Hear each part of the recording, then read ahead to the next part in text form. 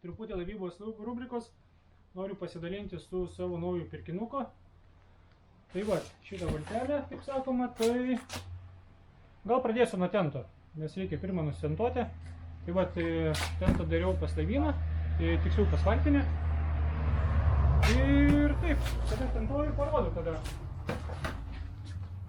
Va, knopkės labai įdomios padarytos. Jos, ta prasme, netlupsi, kol netlinki. Prasme, ant kampų uždėtas, tai labai įdomus sprendimas buvo padarytas.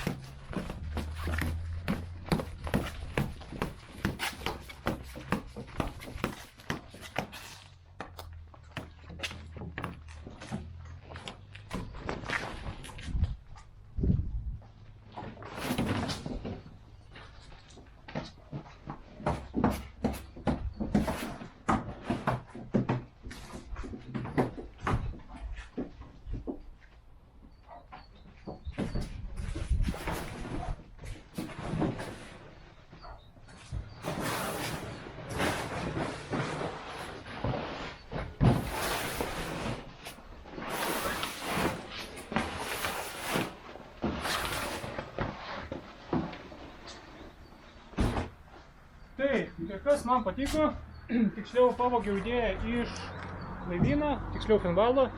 Finvalas daro dabar range savo tokius tentui lankus, ta prasme, kad jis nebūtų tiesus, nes jeigu paliekat nakčiai laikyti kur nors, vis tiek prisikaupia vandens, būna tos duobės, paskui išpilti sunkiau, tai vat, nužiūriu nuo jų, sezoną panaudosim, pažiūrėsim kaip bus. Tai va, padarė lanką, lipsim į vidų.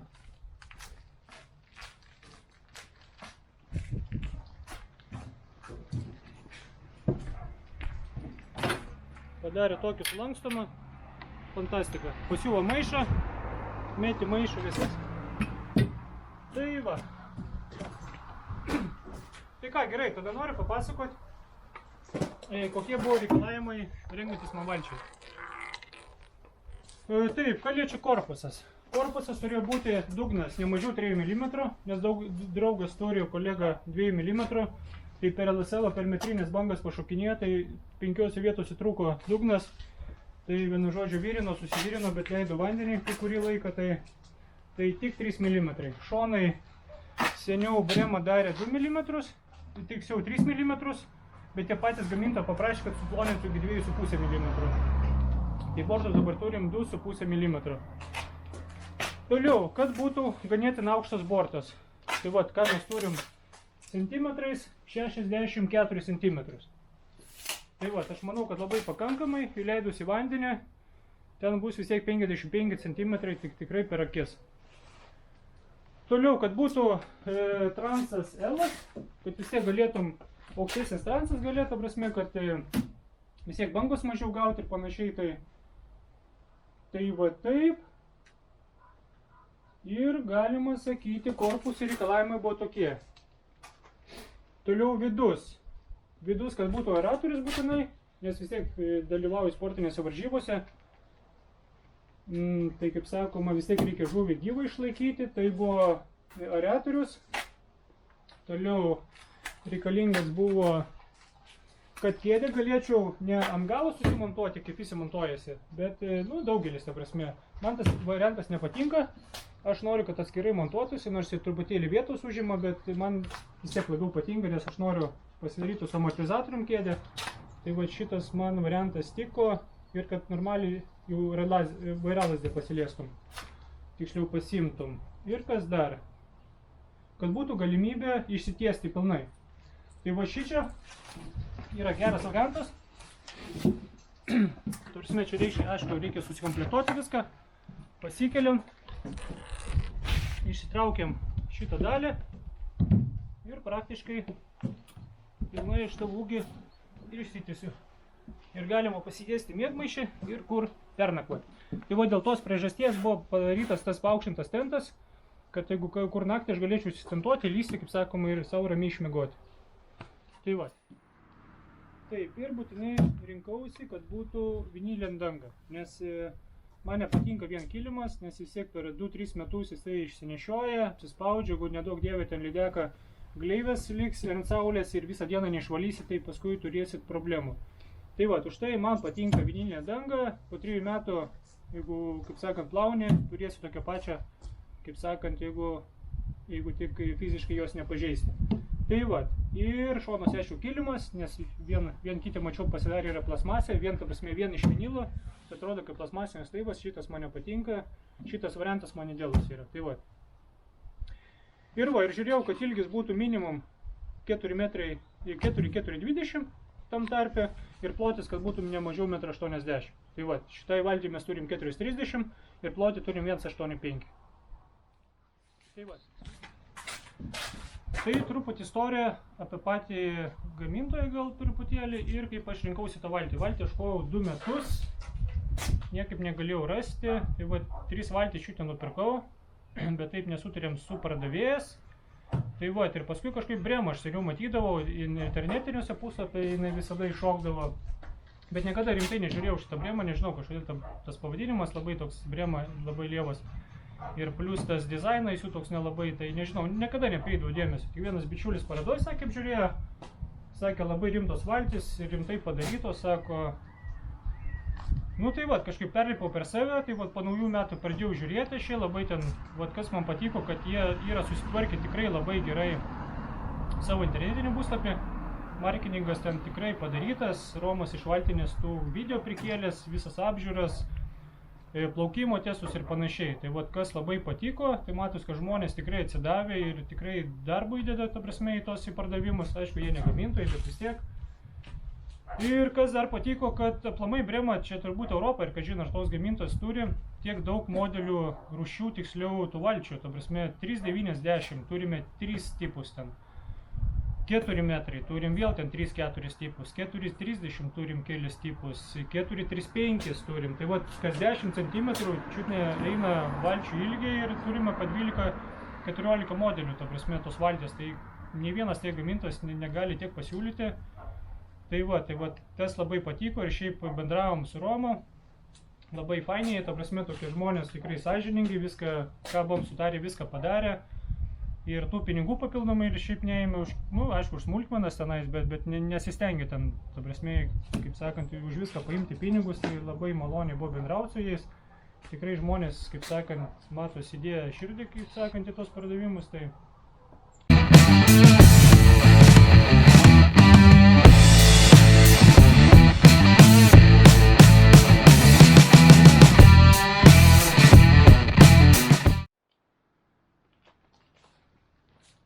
Nu, gal dabar pradžiai pradėsim apie minusus, nes jų kaip ir daug nėra.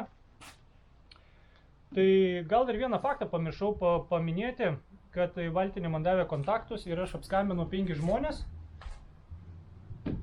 5 žmonės apskambinau, tai va, vienas skundėsi, kad jam sunkiai slipoti. Nu, bet aš pasakiau, kad turiu 4,70, turėjau, problemų neturėjau, nu tai sako, turbūt problemų ir neturėsi. Kitas buvo, kad jisai sunkiai glisoja prieš vėją, prieš bangą. Tai tarsi normaliai glisoja, normaliom oro sąlygom gerai glisoja, bet pavyzdžiui prieš bangą, nu tai čia normalu, kad jis glisos, jeigu jis užsideda minimaliai variklį, jeigu šitam laivukui yra maksimalus 40, užsidėjus 40 arklių galių variklį, tai tu tikrai ten glisosi prieš bangas, tame problemų, bet jeigu užsidedi minimalios galios, kaip sakom, kaip pas mus tie 9,9, tai gali būti, nes laivukas vis tiek sveria 270 kg, tai tikrai gali būti problemų, bet sakė, pavėjų jis sakė, glisoja be problemų. Tai va, čia buvo antras žmogus. Trečias, jisai pasirinko, aišku, basinį variantą, 4-metrinį, ir pasiivo šitą kapitono platformą, ta žemo yra labai maža. Tam sakė, labai trūksta vietos čia, nu, bet čia kaip jo pasirinkimas, tai va, čia jo buvo minusas. Ketvirtas, sakė, 435 turi modelį, jisai be reaktorius pasiėmęs jis biškį tą didesnę platformą, tai sakė, nežinau, sakė, labai patenkintas ir glisoja ir viskas, pasaka, jis aišku su 25, jeigu neklystu plaukėjo, bet sakė, labai patenkintas viskom, ten sako, neturi minusų. Nu ir paskutinis ten įdomiausias, tai žmogus ten, kiek pamenu, jis Drūkšiuose, Morastose regionuose gaudo ir ten Drūkšiuose, kaip visada, tas vėjas sukyla. Būna nemažas, tai sakė, prasiplaukiu, sako, aš ten per tos bangas į metrinį tokią audrį buvo papolė, sakė, išbandėt, ištestavo tą variklį, sakė, dar paskui dar 2 dienas iš lovos išlipti negalėjo su nugarą skaudančia vienu žodžiu. Tai sakė, bet sakė, valtis nesulaužomas, sako, ir viskom labai patenkintas. Tai va, tai apie minusus, tai ką norėjau pabrėžti. Kad aišku, kaip ir visi skundžiasi, kad apazų nėra, bet tai čia bortas yra belekiek stiprus, čia yra užlenkta taip ir dar į vidų yra užlenkta va keli centimetrai. Tai čia jeigu tapazinės juostas prisisukus, tai čia tas problema kaip yra įsisprendžiama. Tai va, kas didžiulis dar minusas, kaip žvejybiniai valčiai, tai yra spiningų laikikliai. Nu, čia visi žinom, kad čia yra spiningų laikikliai, bet, nu žodžiu, čia galima nesusidėti, o susimesti spiningų turbūt kokie 30. Aišku, jokia forma. Tai čia jau rankas reikės pridėti, kaip sakoma, kas tais dalykais nemisravoja, tai koks 50 ar 100 eurų, tai reikės susimokėti meistrų, kaip padarytų. Nu, čia kaip ir daug nėra problemų, kaip sakant, priekiai skylės išsigrėžiai, įsidėjai tuos kokius intarpus plasikinius, čia pasidarai kelis laikiklius, kaip sakant, ir viskas, kaip sakant, nu išsprendžiama, čia nėra didelė iš tikrųjų čia problema. Tai va, vienas iš tų minusiukų ir sakyčiau tiek mano pastebėtų. Dabar apie pliusus, smagiausia dalis. Tai va, kas man labai iš karto patiko, kad čia yra nulis fanieros. Ta prasme, viskas yra padaryta iš alimo, visos daiktadėžės išlankstytos iš alimo, jokios fanieros. Niekada negers vandens, niekada nesupelys, dangčiai nelūžinės. Kaip pas vieną kolegą tenais darė latviukai ir per giliai sugrėžė varžtus, tai po sezono laiko naudojimo pradėjo lūžti per vyrius, tiksliau medis pradėjo lūžti, nebelaikyti atsidarinėje dangčiai, vienu žodžiu. Tai va, turi problemėlę. Tai va, čia to dalyko nebus. Antras dalykas, kas labai patiko, nežinau, ar čia pliusas, minusas, šiaip čia kur labai retai, ta prasme, man iš viso nebuvo matyta, yra užpildyti vakuuminiais burbuliukais. Tai va, jie niekada negeras drėgmės, nes patys žinot, kad putų blokai įgeria vandenį ir paskui yra tas dalykas problema. Kolegai buvo, čia kaip turėjo baką, važiavo žvybą, užsipildė kūro, ir pamiršo užsidaryti bako dangtį. Išsitaškė benzinas, tai va tie tarpai, kur palėtė, tai vienu žodžiu ištirpdė, kadangi tie blokai vis tiek yra gabalai sustumti, sudėti, tai ištirpdė patinės dalis, o kaip buvau minėjęs, jis paskui vandenį pradėjo leisti, tai visus tos blokus išnešė patį galą, tai jis turėjo problemų, vežė atgal gamintojui, ten sutvarkė, padarė, bet vis tiek buvo, kaip sakant, vargo toli važiuoti ir tų nemalonumų. Tai va, čia aš manau, kad yra didžiulis pliusas. Toliau, kas man patiko, aratorius. Kaip ir amerikonuose, tose gerose valtyse, bet jau, kiek aš žinau, aratorius yra padarytas klasikinis. Man tai, nežinau, man tai aliuminio aratoriai tikrai nepatinka. Jie ir plausia tokie nemalonus ir viskas, o plastikiniai, ta prasme, jis tikrai taupušiai yra iki galo. Tai čia gerai ir metrinį lydeką čia sėdėsi be problemų, tai aratorius man labai patiko. Tai va, kodėl nėra spinos? Nes man jų spynos nepatinka. Spynos čia turi atsisukti, man nepatinka tos spynos ir aš paprašiau, kad man nedėtų. Ir spynos yra va tokius. Ir įsivaizduokit, jeigu čia įsidėsi į aratorių metrinį lydeką, tai greičiausiai čia jau nugarą savo jinai padaužys ir pasitraumos. Tai va aš prašiau, kad tokių man nedėtų. Vis tiek žuvį reikia saugoti. Kaip sakant, aišku, paleisim, bet traumuotos irgi nereikia paleisti. Vat maksimaliai saugom žuvį ir todėl aš prašiau čia šitos spynos nedėti. Ten, kur daug naudosiu, čia irgi paprašiau, kad spynos man nedėtų šitos. Ir paprašiau, kad čia man nedėtų.